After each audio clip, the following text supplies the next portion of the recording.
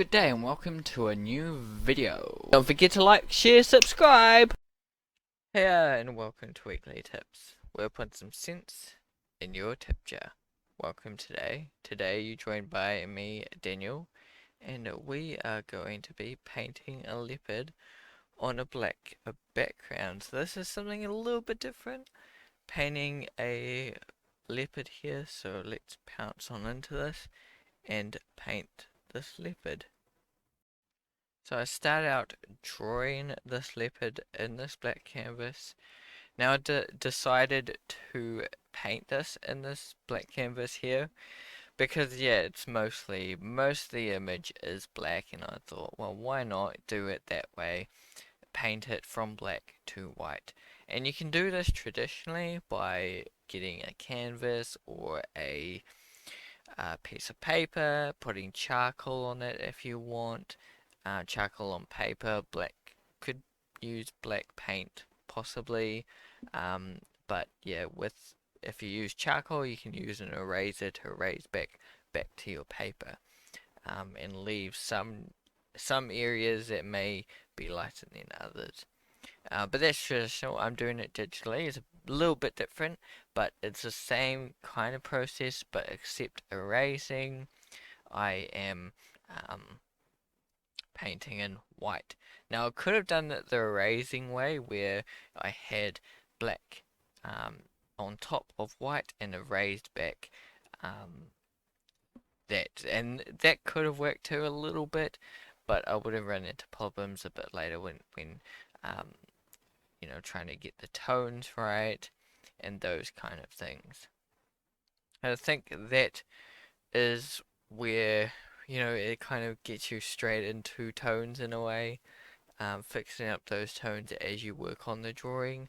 I think that's where this, with black and to white, painting it does help with that whole trying to get the tones right and everything. It helped me to get the tones better than I might have if I reversed it and actually, drawn it and everything. So I think it was helpful to do it this way, to paint it this way.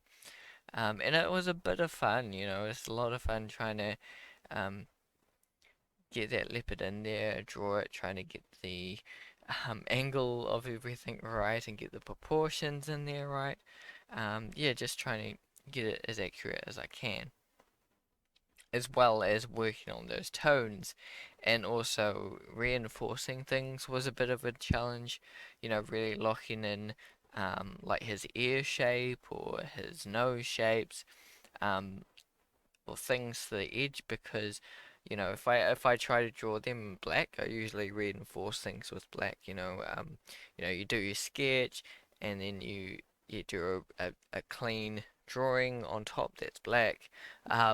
You know, I couldn't really do that because I had an outside black, so if I did try use black, it would disappear into the background. So I had to, use white for that kind of process, and that can be um, interesting because it's a highlight color, so there's nothing lighter than it.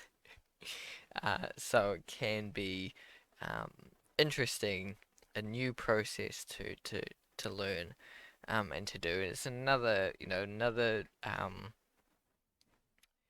interesting way of doing things, really.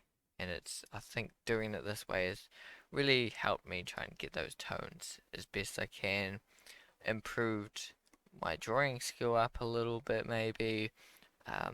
All these things. So I recommend you do something like this. You get an image. It doesn't have to be like I have where it's fully black. It could be more grayer, um, or something like that.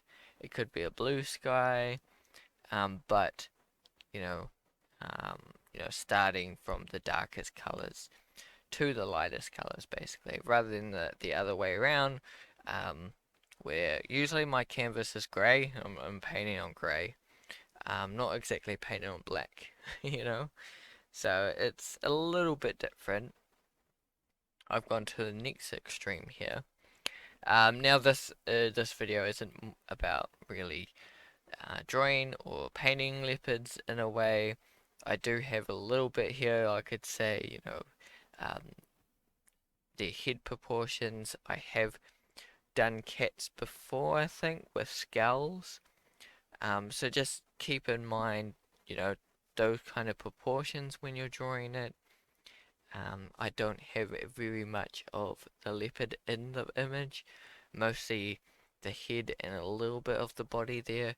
You don't see the legs, the tails, or the one tail and all the two front legs, two back legs, or any of those parts, and mainly kind of the shoulder parts. So there's not too much there.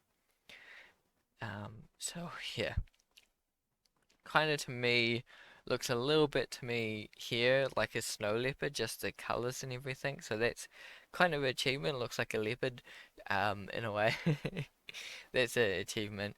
Um, but yeah, the coloring, and I think, I might have delved into coloring a little bit too soon, but um, I wanted to kind of work it out with using color rather than using black and white.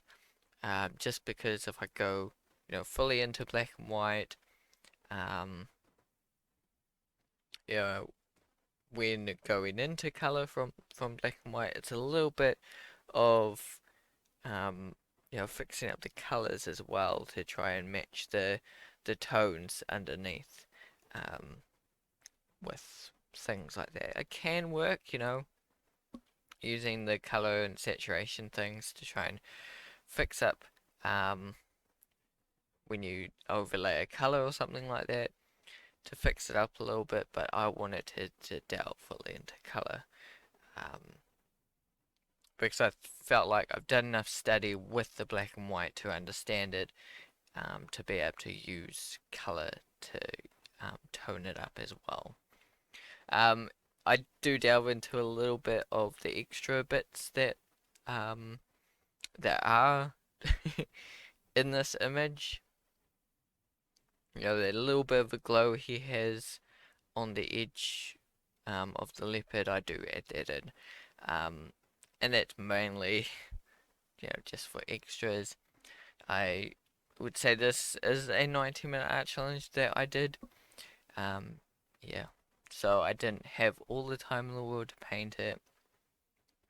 And I was at the state quite tired trying to get through it, trying to just paint within their 90 minutes. I started it, and it was really challenging to get through, but I got through it. I did enjoy painting it, um, and it was a bit of a learning curve as well, going from black to white pretty much.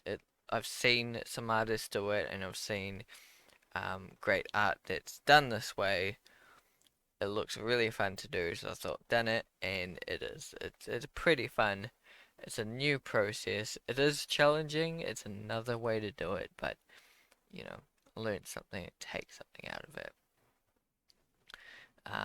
And I feel I've done an alright job at drawing this leopard as accurate as I can. Maybe there might be some proportions that might be a little bit off here. Possibly his face looks like maybe a little bit too chubby, possibly. At the bottom half, like, yeah, his mouth seems a bit big.